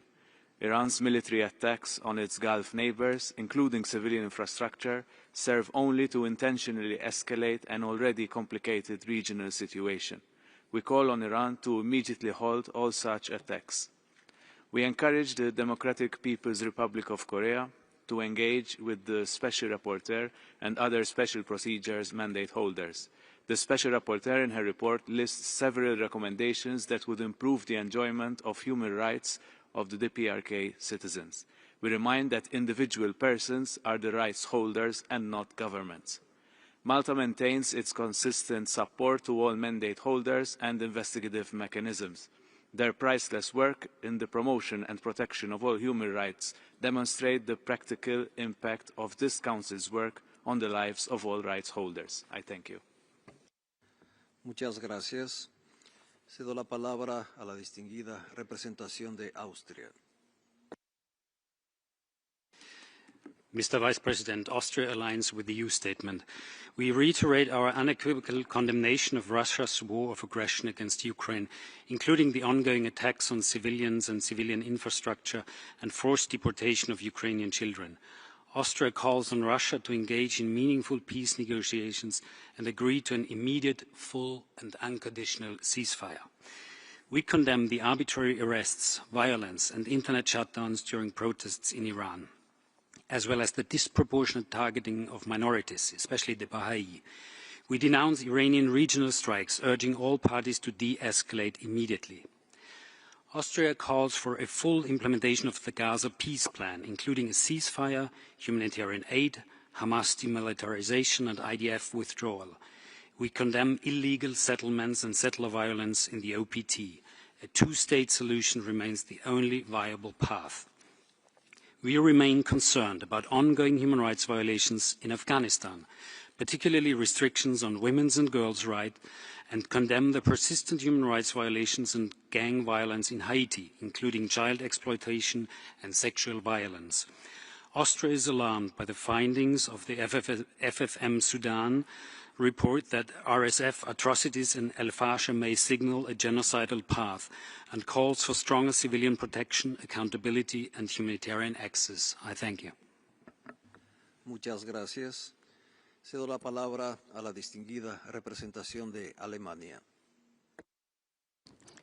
Thank you, Mr. Vice President. Germany calls for the protection of civilians in the war in the Middle East. We stand by the UN Charter. We urge Iran to cease its flagrant abuses of international law, causing regional instability through unjustifiable attacks against its neighbors and its long-standing build-up of arms, including its illegal enrichment program.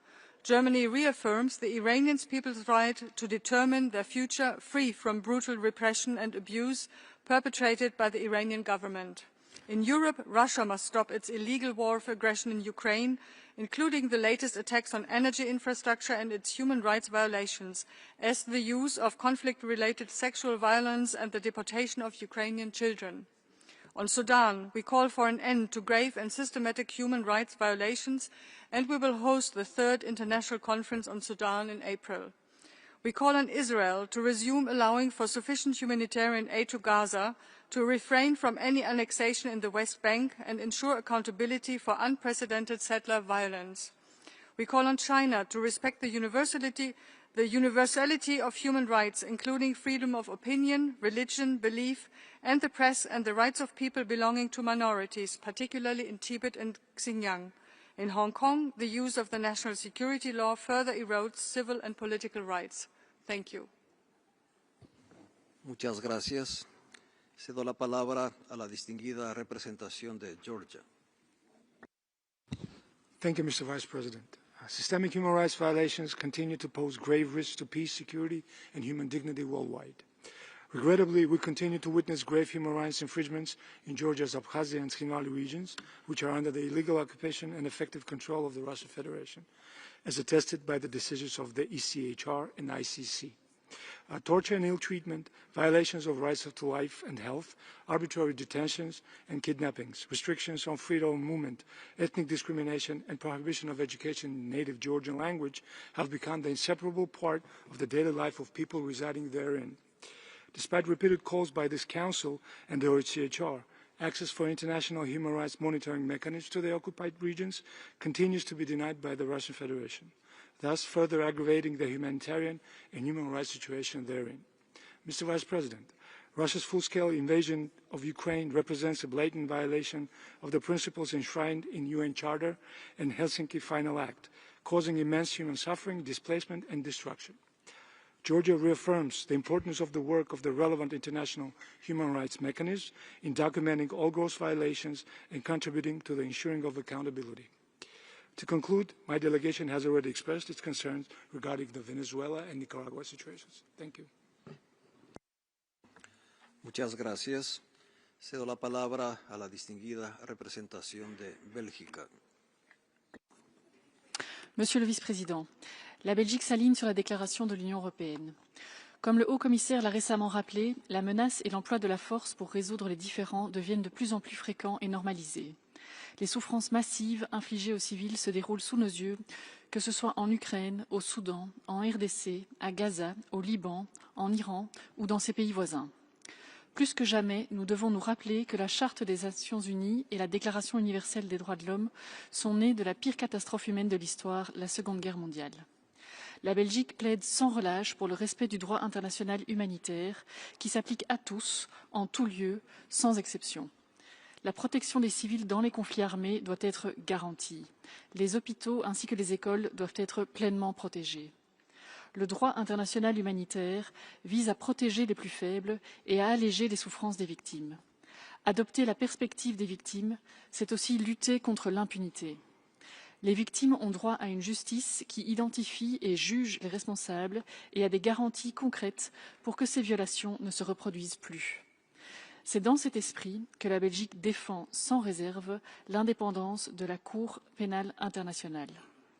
Nous continuerons aussi à défendre ceux qui sont engagés dans la défense de ceux qui défendent les droits. Je vous remercie, Monsieur le Vice-président. Muchas gracias. Cedo la palabra a la distinguida representación de Burkina Faso.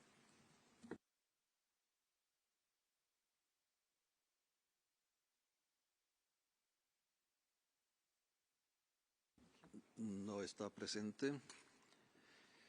Cedo la palabra a la distinguida representación de Azerbaiyán. Thank you. Mr. Vice President, Azerbaijan remains among the most heavily mine-contaminated countries in the world. Large areas of the formerly occupied territories are affected by landmines and explosive remnants of war. It's estimated that more than 1.5 million landmines and an unknown number of explosive devices remain scattered across these lands, posing a continuous threat to civilians. These hazards not only claim and injure innocent lives, but also significantly impede reconstruction, rehabilitation, and the safe return of hundreds of thousands of IDPs. Since the end of the conflict, Azerbaijan has undertaken extensive humanitarian demining operations. However, given the vast scale of contamination, more substantial resources are required, while international assistance to date has been limited. Another pressing humanitarian concern remains the fate and whereabouts of close to 4,000 Azerbaijani citizens who went missing during the conflict. Clarifying the fate of these individuals continues to be a priority for Azerbaijan. In this context, the sharing information regarding the locations of mass graves and minefields would greatly facilitate ongoing efforts to locate missing persons and help bring long-awaited relief to their families. Addressing these humanitarian challenges requires sustained national efforts supported by strong international cooperation and solidarity. We call on the relevant human rights mechanisms to continue paying close attention to these issues. Thank you. Muchas gracias. Cedo la palabra a la distinguida representación de Lituania. Mr. Vice President, the universal principles are not merely suggestions. They are absolute necessities that must apply to everyone without exception. Therefore, we strongly condemn Russia's ongoing war of aggression against Ukraine in a blatant violation of the UN Charter, Universal Declaration of Human Rights, the two international covenants on human rights and other key international treaties. Russia continues to systematically attack civilians and infrastructure, torture prisoners and civilian detainees, and continues the forcible transfer, re-education, militarization, and indoctrination of Ukrainian children. Due to their systematic nature, scale, and gravity, these actions are considered as constituting crimes against humanity. We must ensure full accountability. International aggression and domestic repression usually go hand in hand. Politically motivated persecution of government critics, journalists, and human rights defenders is a daily reality in Russia and Belarus. Developments in Georgia are also deeply worrying. We also find the human rights situation in DPRK, Iran, Cuba, Afghanistan, China, Sudan, and DRC deeply disturbing. Mr. Vice President, Lithuania firmly believes that a stable global order and lasting peace are only possible when fundamental rights are protected and accountability is upheld. I thank you. Muchas gracias. Cedo la palabra a la distinguida representación de Maldivas. Thank you, Mr. President. The Maldives reaffirms its unwavering commitment to the promotion and protection of human rights and remains deeply concerned about ongoing human rights violations across the globe. Mr. President, Vice President, in the occupied Palestinian territories, the civilians continue to endure immense suffering under Israel's ongoing genocide in Gaza in the West Bank, including East Jerusalem. We call on Israel to end its aggression against the Palestinian people, to protect civilians, and to pave the way to unimpeded humanitarian access for Palestinians. We urge Israel, as the occupying power, to uphold international law and international humanitarian law, and call on the international community to hold Israel accountable. Mr. Vice President, the world today stands at a perilous crossroads, where escalating hostilities and widening regional confrontations threaten not only peace, but the very foundation of our collective security and humanity. The resurgence of militarization and the use of force as a means of settling disputes place countless civilians' lives at risk and undermine the rules-based international system built to prevent such tragedies. The Maldives calls on all states to prioritize diplomacy over aggression and renew their commitment to dialogue, de-escalation and respect for international law. Thank you. Muchas gracias. Cedo la palabra a la distinguida representación de Turquía. Mr. Vice President, ensuring stability, security, peace and prosperity of our region is the priority for Turkey. The ongoing war rapidly evolved into one of the most significant geopolitical crises of recent decades. Although the battlefield lies primarily in the Middle East, the war has global strategic consequences. An immediate ceasefire is needed to avoid further devastation in the region. Israel's aggression has become the most serious security problem in our region. We condemned any action that violates international law and endangers the lives of innocent people. Places protected under humanitarian law, such as schools, hospitals, places of worship and water sources, should not be targeted in these hostilities. We will continue to make every effort to end hostilities and to finally build a lasting order for peace in our region. At a time when the world risks being dragged into a war on a global scale, it is difficult to comprehend statements detached from the gravity of the situation and aiming to divert the attention of this august body from the urgent crisis before us. We consider such references directed at Turkey null and void.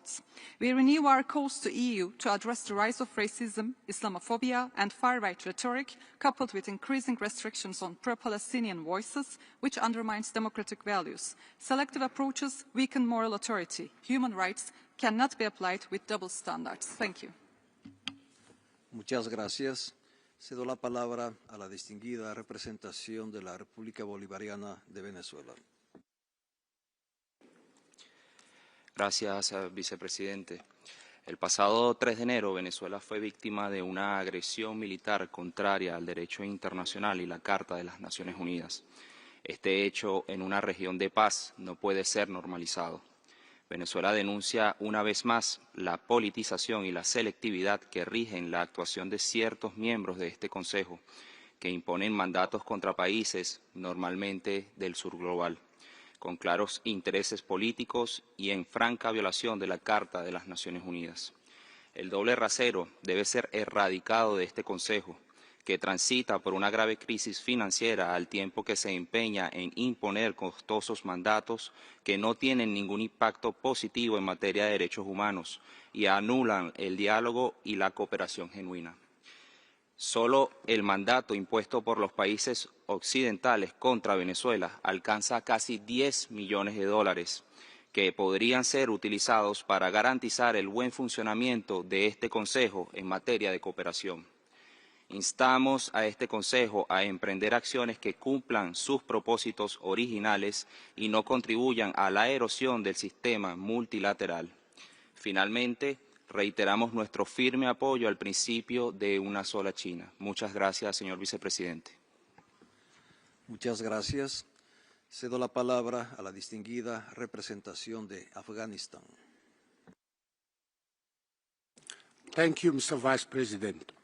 We express concern over the proliferation of conflicts worldwide, and we reiterate our call on all members to adhere universally and impartially to the principles of the Charter. In the context of widespread and systematic human rights violations under the Taliban, the intensification of cross-border streaks poses an additional serious risk to civilians. This situation requires the immediate and utmost attention of this Council. The conflict has claimed civilians' lives and displaced many people in conflict-affected areas at a pace far exceeding that of the previous years. Mr. Vice President, Afghanistan requires the urgent and sustained attention of this Council. We reiterate our call to the UN member states to fully resource and fund, including through voluntary contributions, the new international investigative mechanism so it can effectively collect, preserve, document and analyze evidence of international crimes committed and ensure accountability for violations. The people of Afghanistan deserve the renewed commitment of member states to their protection. I thank you. Muchas gracias. Cedo la palabra a la distinguida representación de Armenia. Mr. Vice President, at a time of heightened global instability, Armenia underscores the importance of safeguarding human rights and humanitarian principles as the foundation for peace, security, and sustainable development. Armenia is committed to ensuring that humanitarian considerations remain at the heart of all efforts to build trust and foster reconciliation. In this regard, we remain deeply concerned by the humanitarian situation in our region. The release, in accordance with international humanitarian law, of 19 Armenian detainees held in Baku is an essential element for post-conflict reconciliation and the consolidation of peace. Equally pressing is the need for cooperation to address the fate of missing persons and cases of enforced disappearances. Mr. President, the global human rights landscape is marked by escalating conflicts, rising civilian casualties, and the erosion of fundamental norms. These developments underscore the urgent need for consistent adherence to international humanitarian and human rights law. Protecting civilians, ensuring accountability, and safeguarding humanitarian access must remain universal priorities. At a time when disinformation, polarization, and shrinking civic space threaten the foundations of peaceful societies, the role of this Council is more vital than ever. Armenia reaffirms its support for principled multilateralism and for collective efforts aimed at preventing further deterioration of human rights situations worldwide. Thank you. Muchas gracias.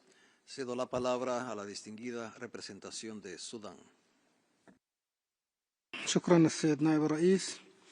في عالمنا الذي تضيق فيه المسافات وتتداخل فيه القضايا تشهد الكثير من البلدان منها بلادي نزاعات لا ترتبط في استمرارها وتفاقمها فقط بعوامل داخلية بل بأبعاد خارجية وأدوار تخريبية لدول وجهات تتسبب عبر تدخلاتها الضارة في تأجيج النزاع وانتهاكات حقوق الإنسان في بلدان لا تربطها معها حدود جغرافية.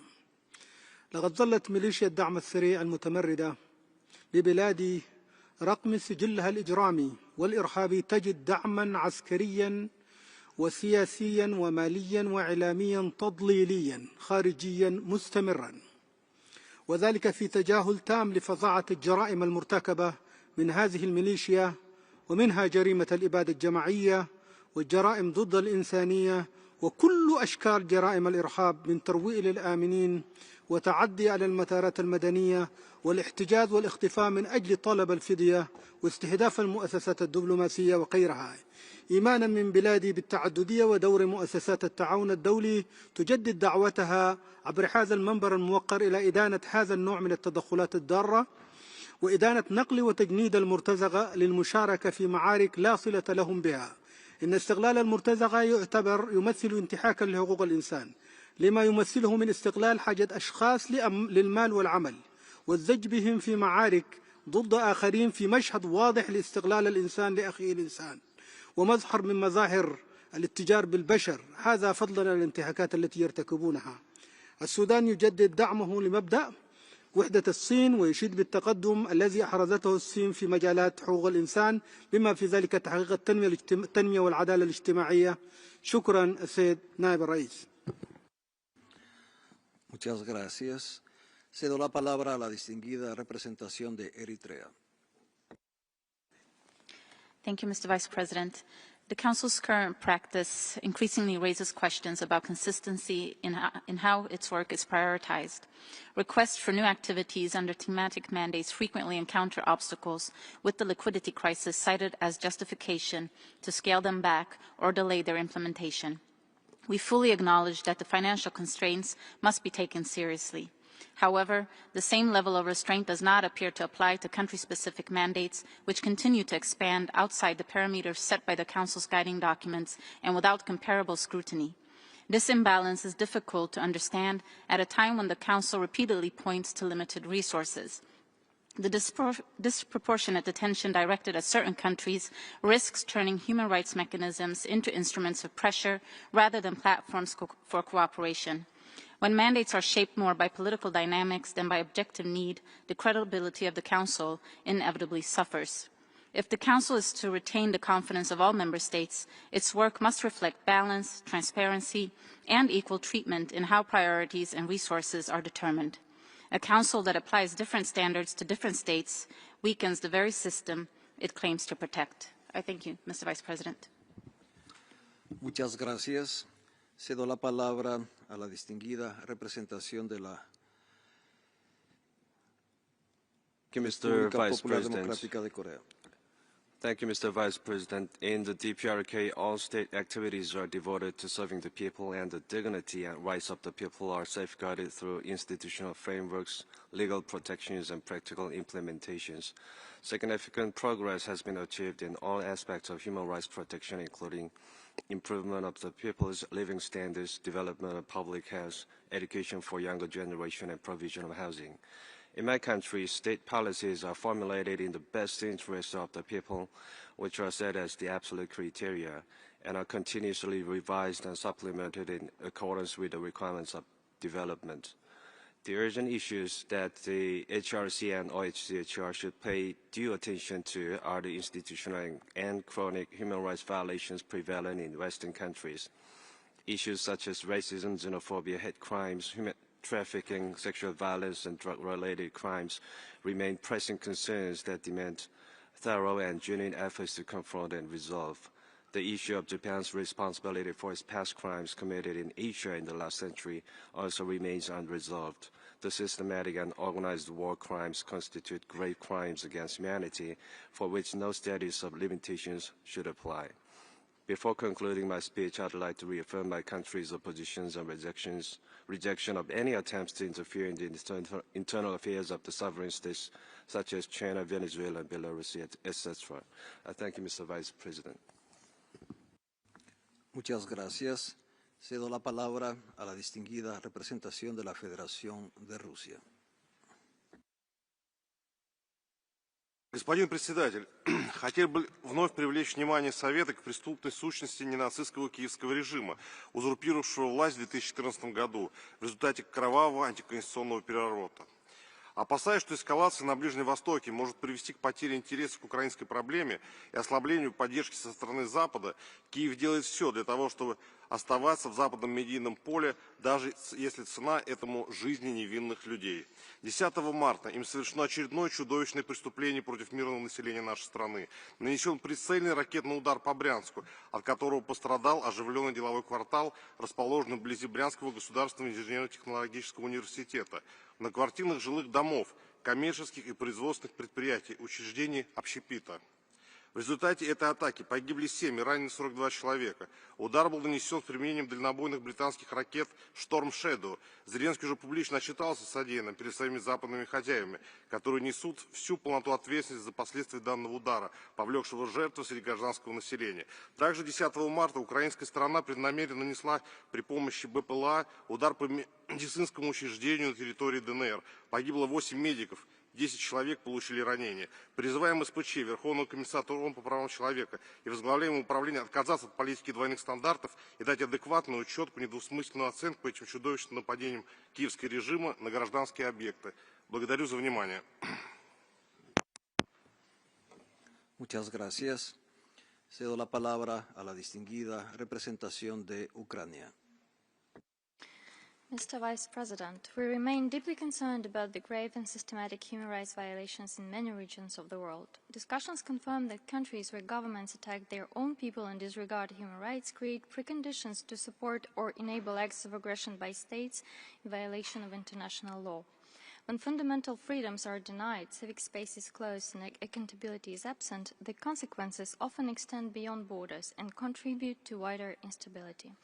Recent developments in the Middle East illustrate this troubling dynamic. Iranian attacks involving drones and other weapons systems have endangered civilian populations and critical infrastructure in several countries of the region. We express our solidarity with all states and communities affected by such actions. These developments are particularly alarming in light of the growing military cooperation between Iran and Russia. The transfer and use of drones technologies between these two regimes have already had devastating consequences for civilians in Ukraine, where Russian forces continue to deliberately target residential areas and energy infrastructure. Such attacks undermine the most fundamental human rights, including the rights to life, security, and dignity. This reality underscores why the Council must remain vigilant and principled in addressing serious human rights violations wherever they occur and in supporting the work of the OHCHR. I thank you. Muchas gracias. Cedo la palabra a la distinguida representación de Uganda. Thank you, Vice President.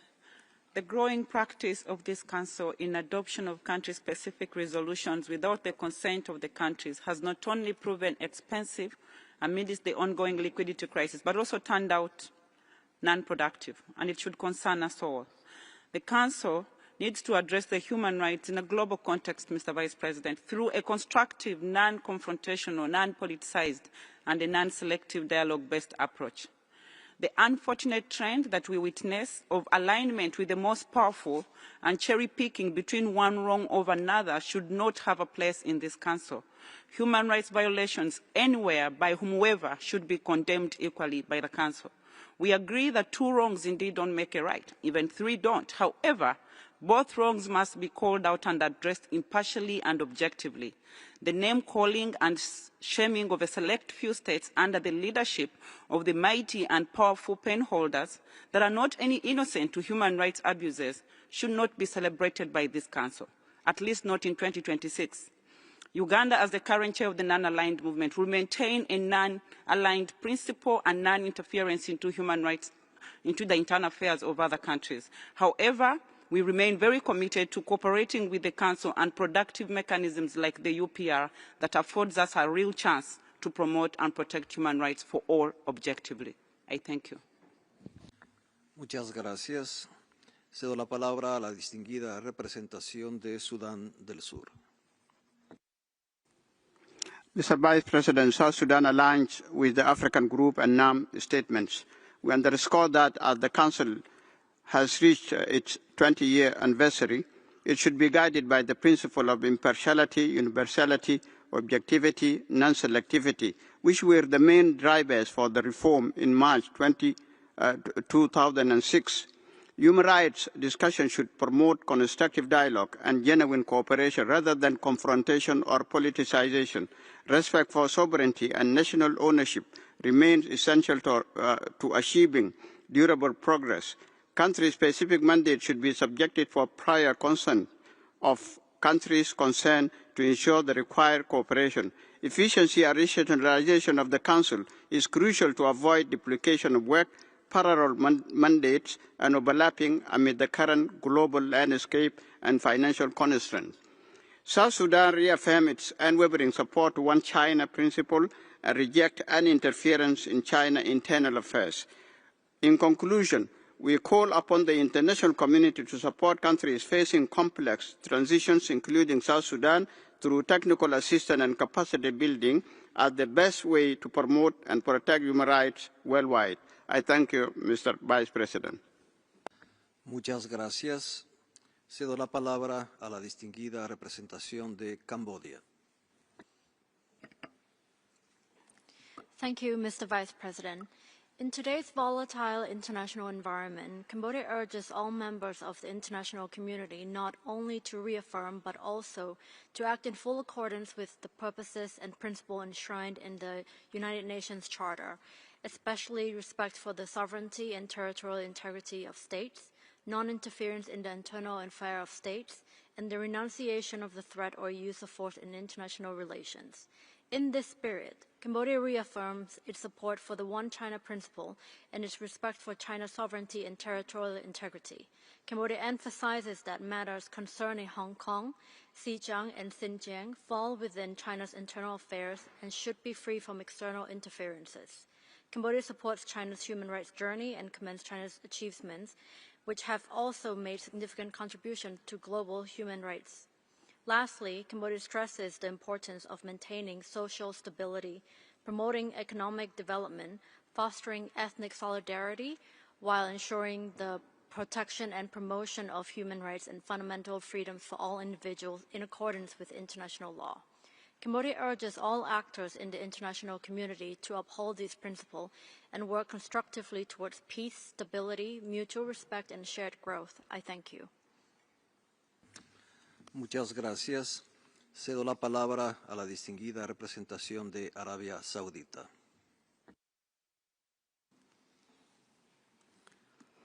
سيد نائب الرئيس، من أهم الحالات التي توجب اهتمام المجلس هي الهجمات السافرة التي تشنها جمهورية إيران على المملكة ودول مجلس التعاون لدول الخليج العربية وعدد من الدول العربية والإسلامية والصديقة، دول ذات جوار وليست طرفا في النزاع القائم. وترحب المملكة باعتماد مجلس الأمن القرار رقم 2817 الذي قدمته دول مجلس التعاون لدول الخليج العربية والمملكة الأردنية الهاشمية الشقيقة، والذي يدين بأشد العبارات هذه الهجمات ويقرر أن هذه الأعمال تشكل خرقا للقانون الدولي وتهديدا خطيرا للسلام والأمن الدوليين. وتشير بلادي إلى مضامين القرار الذي يدين الهجوم على المناطق السكنية واستهداف الأعيان المدنية وما تسببت فيه الهجمات من وقوع خسائر في صفوف المدنيين وإلحاق الضرر بالمباني المدنية والتضامن مع هذه البلدان وشعوبها. كما تشير بلادي إلى الدعم الدولي الذي يحظي به القرار والإدانات الدولية لتلك الهجمات الإيرانية الغاشمة، والمطالبة بوقفها فورا دون قيد أو شرط، ووقف أي استفزاز أو تهديد للدول المجاورة بما في ذلك استخدام الوكلاء. وختاما، تؤكد المملكة ما ورد في مضامين القرار واحتفاظها بحقها الكامل في اتخاذ الإجراءات التي تكفل حماية أمنها وسيادتها وسلامة أراضيها وردع العدوان على النحو المعترف به في المادة 51 من ميثاق الأمم المتحدة. وشكرا سيد نائب الرئيس. Muchas gracias. Cedo la palabra a la distinguida delegación de los Emiratos Árabes Unidos. السيد نائب الرئيس، تشن إيران منذ 28 فبراير هجمات غادرة وجبانة ضد دول بذلت جهودا متواصلة لتجنب التصعيد، حيث استهدفت أراضي دولة الإمارات بما يقارب 2000 اعتداء جوي بين صاروخ باليستي وصاروخ جوال وطائرة مسيرة. وقد أدان مجلس الأمن هذه الهجمات السافرة في قراره رقم 2817 بشكل واضح وصريح، وبناء عليه فإن إيران ملزمة بالتوقف الفوري والكامل عن هذه الأعمال العدوانية. ومن هذا المنبر نؤكد أنه لا يمكن لدولة الإمارات قبول توسيع نطاق الحرب على حساب أراضيها، وأن أي مبررات إيرانية لتبرير هذه الأعمال العدوانية مرفوضة رفضا قاطعا.